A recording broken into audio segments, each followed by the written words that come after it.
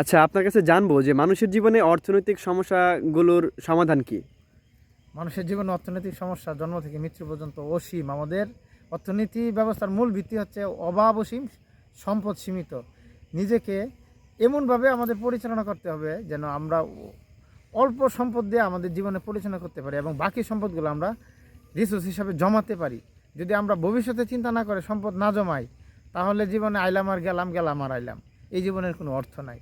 সেই জন্য তুমি যদি জীবনে 10 টাকা ইনকাম করো, সেখান থেকে প্রয়োজনে 5 টাকা সেভ করো, 5 টাকা নিজের প্রতি খরচ করো, নিজের ফ্যামিলির প্রতি খরচ করো।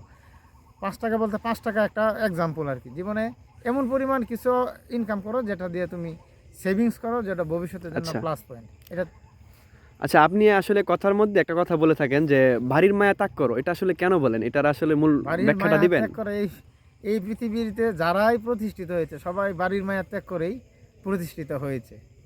এই জন্য বাড়ির মায়া বলতে বাড়ির মানুষের মায়া ত্যাগ করা যাবে না, তো বাড়ির খাবারের মায়া ত্যাগ করতে হবে।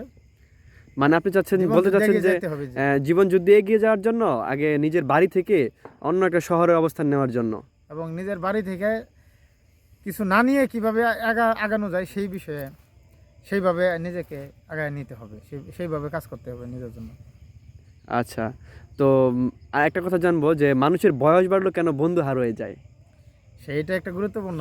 তুমি যখন সফলতার দিকে যাবে তখন তোমার বন্ধু হারিয়ে যাবে, নিজের পরিবারকেও পর্যাপ্ত সময় দেওয়ার সময় পাবে না, এগুলা কিছু একাকিত্ব আসবে, মানুষ তোমাকে দেখে হিংসা করবে, বিশেষ করে পাড়া প্রতিবেশীরা সবচেয়ে তোমাকে দেখে হিংসা করবে, বাজে মন্তব্য করবে।